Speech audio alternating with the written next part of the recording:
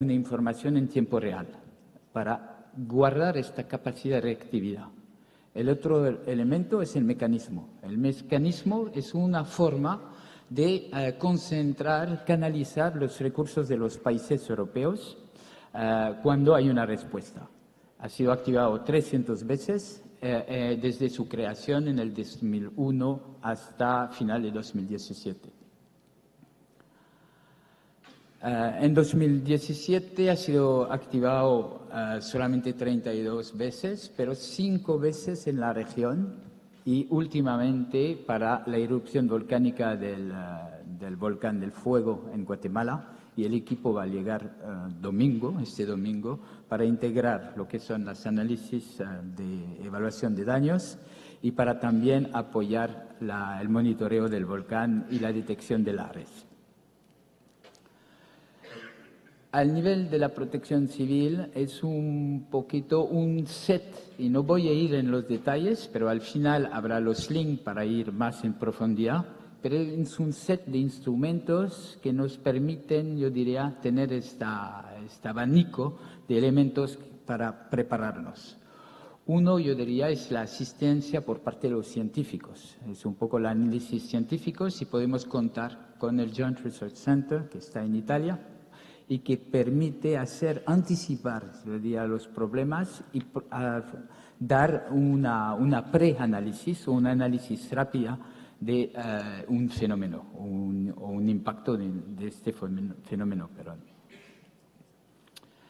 El otro elemento es nuestro servicio de mapeo de emergencia. Aquí es un mapa de la zona de Dominica, de donde había el aeropuerto. Nos permitió rápidamente ver hasta qué punto podíamos aterrizar con aviones o qué tipo de aviones en esta zona. Se complementa con otras mapas que son del orden público, que se pueden encontrar, que se hacen rápidamente. De nuevo he puesto la última que se produjo, que es la del volcán del Fuego, que integra diferentes elementos analíticos de cara a la emergencia del país que el país tiene que enfrentar. Generalmente está publicado también en la página web del Relief Web, la puede encontrar. Este sistema de mapa, yo diría, su ventaja es que puede ser muy rápido y permite hacer una primera delineación o evaluación del impacto. Es su principal calidad y es totalmente gratis. Y depende un poquito de lo que quiere el utilizador. Cualquier país lo puede activar y simplemente saber más o menos lo que se espera de este mapa. Si es una zona, y es un poco ahí donde los preparativos están bien, también para el mapeo, si es una zona que sabemos muy sensible, se puede anticipar y pedir este servicio con anticipación para acelerar el acceso a estos mapas. Eso es uno de Portugal que se hizo, pero en otro contexto, que un poquito más fino, pero que podemos hacer un mapeo gracias a las imágenes de la Agencia Espacial Europea y que permite hacer un mapeo para, por ejemplo, un plan de recuperación. Toma un poquito más de tiempo, pero es un servicio también que facilita la recuperación. Ahora, para acabar este capítulo, es un poco el número de activación que hemos visto desde su creación. Vemos que hay ahora un poquito más de activación fuera de Europa que dentro de Europa. Y es un poco, yo diría, 83% de estas activaciones se han focalizado en responder a los incendios forestales, los huracanes y las inundaciones. Ahora el otro brazo, la visión a través de la parte humanitaria. La preparación ante desastre es un imperativo de la ayuda humanitaria, es dentro de nuestro ADN. Y yo diría, se divide en dos elementos, pero el principal son acciones focalizadas en acciones que podrían hacer la diferencia. Y hubo durante esta semana toda una reflexión. Más que todo después de 500 proyectos, más de 20 años en la acción, todo es una historia de prioridad. ¿Cómo podemos seguir, acompañar este proceso siendo eficaz y haciendo la diferencia con este aporte interno, externo en la preparación ante desastre? Entonces, esta necesidad de comunicar, de optimizar, de cabildear, está muy ligado con esta captación, yo diría, de evidencia. Esta captación de evidencia está basada con tres principios y una pregunta. La perspectiva del experto, la perspectiva del beneficiario, la gente que vive en riesgo, que lo quieren o no lo quieren, y la perspectiva del aprendizaje después de una crisis. Y después la pregunta, ¿estamos haciendo la diferencia con esta ayuda o con esta acción o no? Y hacer esta pregunta al primero que va a responder, la gente ahí, el utilizador, son ellos que pueden responder. Nunca va a ser ni la Unión Europea ni los socios que estamos apoyando. Al final, quería acabar un poco por la parte humanitaria, un poco la parte innovadora. Es que nos hemos dado cuenta que en la preparación ante desastre, la preparación a la recuperación rápida es un elemento clave. Y por eso hemos visto que hay diferentes elementos clave para eso.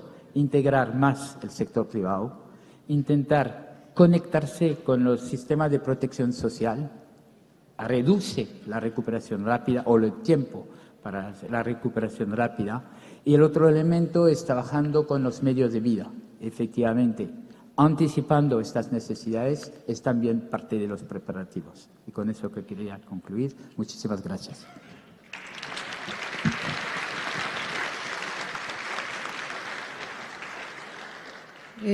Muchísimas gracias a nuestros dos últimos panelistas, Alexis y Joslan. Yo quisiera continuar dándole la palabra a Joslan, tal vez para que nos cuente un poquito sobre una experiencia práctica. Recientemente entiendo que en Ecuador se utilizó este mecanismo de apoyo. ¿Nos podrías explicar, por favor, cuáles fueron los beneficios y cómo se logró implementar ágilmente este mecanismo? Sí, gracias, Janet. Sí, efectivamente, en la experiencia de Ecuador, Ecuador nos ha agradecido de haber activado este mecanismo, bueno, por una razón, es que hemos logrado concentrar la ayuda de los países europeos, que es un poco falso porque en realidad el mecanismo tiene más que los países europeos, tiene 34 países. Entonces hemos podido canalizar esta ayuda con un solo mecanismo y con solamente una persona que va a conectarse con el sistema de riesgo del país. Facilita la gestión de crisis también del país. No tiene que perder tiempo en reuniones con 34, bueno, en este caso no hubo 34 países que han respondido, pero por lo menos 12 países que respondieron a través de este mecanismo. Y yo sé que había un interés por parte de Ecuador de intentar tener algo similar al nivel de América Latina o América Latina y Caribe. Permite canalizar estos recursos en caso de asistencia mutua entre los países de la región. Muchas gracias. Y Alexis, tal vez pudieras expandir un poquito más tu presentación en relación a la importancia de tener estos equipos listos y entrenados para la evaluación de daños en este caso y posteriormente mirando un poquito más hacia las necesidades de recuperación y la formulación de planes de recuperación post-desastre. Muchas gracias, Janet. Efectivamente es bastante importante porque los recursos siempre son limitados. Entonces, ¿qué tenemos ahora? Tenemos una herramienta que no es costosa su implementación porque es solamente desarrollar una aplicación que se puede hacer con el Departamento de Tecnología del Ministerio responsable en captar la información, tener espacio en el servidor, que no se requiere comprar un servidor para ello. Nosotros lo que estamos haciendo, tenemos un servidor en el Ministerio de Economía, pero al mismo tiempo lo vamos a subir a una nube. O sea, vamos a contratar un espacio en una nube para tener esto. ¿Qué nos permite esta herramienta también? Que vamos a crear una base de datos sobre el impacto que tienen los fenómenos sobre un determinado o determinada infraestructura. Por ejemplo, si una carretera sufre un impacto en un mismo tramo, cada cierto tiempo que pase un fenómeno climático por ahí, es evidente que debemos hacer un desvío. Lo mismo pasaría con una escuela, si sufre algún daño, pues tendríamos que trasladar la escuela y ponerla en un lugar con mayor resiliencia. Esto nos permite a nosotros tener una planificación más exacta sobre el impacto que tienen los desastres por los sectores. Tradicionalmente, cuando tú no tenías la herramienta, lo que tú venías y decías, bueno, ¿cuál fue el impacto mayor en el sector infraestructura? Y los mayores recursos se iban a los ministerios de obras públicas. Ahora no, ahora lo tenemos ya más segmentado y podemos saber cuál ha sido el impacto en toda la infraestructura y para el Ministerio de Obras Públicas, pero también para el Ministerio de Salud, para el Ministerio de Educación, para el Ministerio de Agricultura, y no tenemos un Ministerio de Vivienda, pero sí un Instituto Nacional de la Vivienda, y podemos saber así, digamos, cómo planificar la inversión pública y también la reasignación presupuestaria que suele ocurrir después de estos eventos.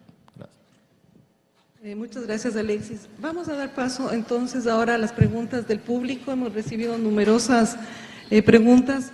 Por supuesto que quien es más consultado es Carlos Iván Márquez, aprovechando que lo tenemos aquí.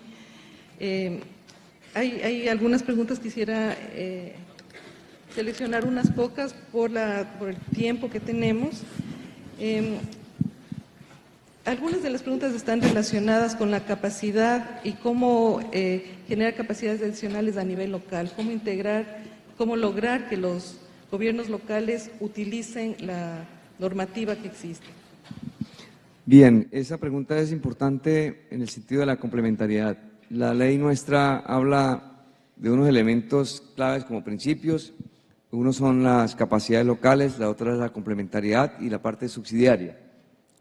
En ese sentido, las capacidades se han ido organizando a través de la institucionalidad. Para el tema de conocimiento y de reducción del riesgo, se tienen comités que se dan desde el Consejo Municipal y Consejo Departamental de Gestión de Riesgo para que analicen lo pertinente en amenaza, vulnerabilidad y riesgo. Y eso es un componente importante en el tema de la planificación. En el tema de la respuesta, se tiene los mismos comités, pero de respuesta como tal, y se ha generado una capacidad interinstitucional, que es bajo los protocolos y bajo las capacitaciones comunes, y el fortalecimiento de unos sitios estratégicos que tienen que ver con centros logísticos. En Colombia estamos llegando a los 10 centros logísticos regionales, pero con algo fundamental es la conectividad permanente. Cuando un municipio o una región por X o Y motivo sobrepasa su capacidad de respuesta, en el caso de la respuesta, es inmediatamente complementado con el departamento y, si es necesario, por la nación. Y en ese orden estamos generando nosotros es la reacción integral de manera inmediata con algo fundamental. El sector privado en Colombia está trabajando fuertemente. Tenemos convenios con el sector privado y la comunidad está actuando y tratamos de que la comunidad sea parte como primer respondiente, sea parte del proceso como sujeto y no como objeto, y en oportunidades muy grandes la comunidad son los que han generado la primera respuesta o la primera evacuación bajo mecanismos que se han ido trabajando, pero en esa línea se ha ido avanzando y manifiesto que esto es un proceso, no son acciones concretas o actividades concretas, sino el proceso, y el proceso es continuo y no puede parar. Muchas gracias. En la misma línea, para Ricardo, ¿cómo se aplican sus políticas y la tecnología a nivel local cuando existe dificultad en los recursos humanos? Y sobre todo están consultando a algunos colegas cómo se logra la participación activa del sector privado en estos esfuerzos. Bueno, yo creo que eso es uno de los grandes cambios que se está realizando. Tenemos que entender que cuando se enfrenta con la estructura del Estado, el nivel más débil es el nivel comunal. Es una realidad que uno tiene que enfrentar, pero también tiene que tener claro que todos los que participan o son enfrentados a una emergencia, de los alcaldes y el nivel comunal, no son víctimas, sino que ellos son también responsables de poder enfrentar una emergencia. Ahora, indudablemente en aquellas que se califican como las más vulnerables, donde hay que tener principal atención y donde hay que canalizar la ayuda del mundo público y privado. Yo quisiera también algo que quizás no se ha nombrado mucho, el mundo académico. Es fundamental cómo ellos tienen una serie de estudios que están orientados justamente en la comuna y que se integran para poder ir complementando todo lo que se requiere. Por lo tanto, es un caso a caso, es una necesidad de entender que los que primero son afectados son las comunas, y es de ahí donde tenemos que nosotros, si no tienen las capacidades, tener claro qué es lo que necesitan para ir a apoyarla, cómo canalizamos la ayuda público-privado hacia ese sector y cómo los estudios del mundo académico se están desarrollando como mapas de peligro, etcétera, se pueden utilizar en forma lo más rápida posible y efectiva para ir minimizando el efecto del riesgo que puede estar sometida a esa comunidad. Además de todo lo que dijo Galván de la preparación de esa comuna con ejercicios de evacuación, con preparación de los jefes comunales, con la preparación de los líderes comunales para saber cómo enfrentar en una emergencia en las primeras horas. Gracias, Ricardo. Esta es una pregunta para Tania.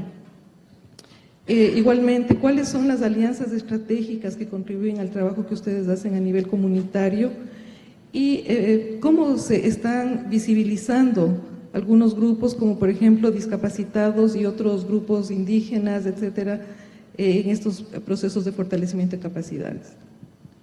Bueno, decir que la apuesta viene precisamente de algún sector muy importante dentro de estas comunidades, por ejemplo, a través de lo que son los comités de emergencia locales. Y también los diversos patronatos, las juntas de agua y organizaciones de mujeres, y también involucrar un poco la experiencia a que ha sido iniciativa llevada por actores locales hacia la Cruz Verde hondureña. Y en este sentido hablar también de que las áreas de incidencia que en este momento estamos abarcando son precisamente relacionadas con el accionar que hemos tenido a través de diversos proyectos de la Red Global de Organizaciones de la Sociedad Civil para la reducción del riesgo de desastres, es decir, a través del levantamiento de la visión de primera línea y de la acción de primera línea, conocimos comunidades o ciudades en las que no teníamos incidencia, no teníamos una base, y ellos vieron todo el trabajo que hizo Cruz Verde hondureña en su debido momento, y de ahí salta la idea para poder hacer el esfuerzo de incorporar una filial de Cruz Verde en estas comunidades. En ese sentido, sí es necesario decir que las alianzas han permitido precisamente que se lleve el esfuerzo y que se instalen las filiales a través de diversas comunidades. También necesario decir que tenemos como alrededor de 8 filiales posibles por aperturar. Estamos llevando ante el gobierno y ante los diversos cooperantes la iniciativa de que estamos respondiendo de manera positiva, que tenemos la atención en zonas en donde por lo general no hay una organización de primera respuesta, y estamos respondiendo para poder procesar todo el recurso económico que se necesita para poder instalar otras bases. Gracias, Tania. Esta pregunta es para Alexis. Dice, los momentos posteriores al impacto de un desastre son críticos desde el punto de vista social. Por tanto, la rehabilitación de los servicios básicos a los afectados es esencial. ¿Pudiera dar detalles sobre este aspecto con énfasis en las herramientas que están utilizando en República Dominicana en los sectores de vivienda, electricidad, agua, alimentación y servicios médicos? Sí, muchísimas gracias. Con la herramienta se capta inmediatamente la información que llega tanto al Ministerio de Economía como al Comité de Operaciones de Emergencia. Tradicionalmente se captaba también la información a través de una boleta. Nosotros hemos estandarizado todas las boletas y esto nos ha permitido que la información pueda fluir más rápido y también procesarla. Se pueden manejar toda la información que llega porque se puede establecer incluso en el Excel y trabajarla. En términos puntual para la pregunta, el sector salud, o sea, todos los voluntarios que captan la información que llega a nuestro Ministerio de Economía, también he visto tanto en el Comité Operativo de Emergencia como la persona habilitada en el Ministerio de Salud, y puedes rápidamente identificar cuáles han sido los daños en términos de los hospitales, cuáles han sido lo más urgente que deben de tratar en términos de la población que es atendida en ese hospital, y evidentemente eso permite que el Ministerio de Economía, a través de cualquier solicitud de recursos que pueda hacer, sea más rápido también una reasignación presupuestaria. Lo mismo pasaría con la vivienda, educación y otros sectores. En ese mismo caso de la emergencia, pues es muy claro que si un hospital es muy afectado y no puede ser atendida la población también afectada, valga la redundancia, en el mismo, pues hay mecanismos de traslado en donde ahí entra a funcionar el Comité Operativo de Emergencia y todos sus señales de alerta, indicadores y el protocolo que tienen establecido para el mismo. Muchas gracias, Alexis. Finalmente, para Joslan, desde la experiencia que tiene en los temas de cooperación en Latinoamérica y el Caribe, ¿cómo podemos fortalecer el intercambio bilateral, el intercambio entre países apoyado por la cooperación internacional para que lecciones aprendidas de otros países puedan ser implementadas rápidamente en otros países vecinos en la región? Bueno, no sé si tenemos la solución, pero la voluntad que tenemos es efectivamente apoyar estos mecanismos regionales, porque por la parte europea vemos el valor agregado por tener este instrumento, y lo vemos en el contexto de prepararse o de manejo de crisis o de información, y tiene un valor agregado que nos invita a intentar proponer efectivamente este tipo de mecanismo o a copiar este mecanismo. Es una discusión que tenemos con nuestros colegas de la Protección Civil en Europa, y están muy abiertos a ver cómo complementar también el apoyo que se ha hecho hasta ahora a nivel de las organizaciones regionales de reducción de riesgo de desastre, ver cómo complementar también incluyendo esta dimensión por parte del Centro de Coordinación para las Respuestas de la Unión Europea. Bien, muchísimas gracias a todos los panelistas. Quisiera atreverme a simplemente tomar algunas de las conclusiones más importantes para esta sesión.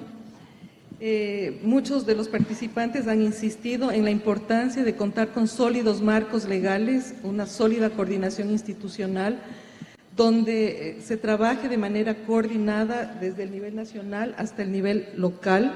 La participación y trabajo intersectorial es crítica, y lo mismo el trabajo a nivel de los distintos territorios, incorporando comunidades,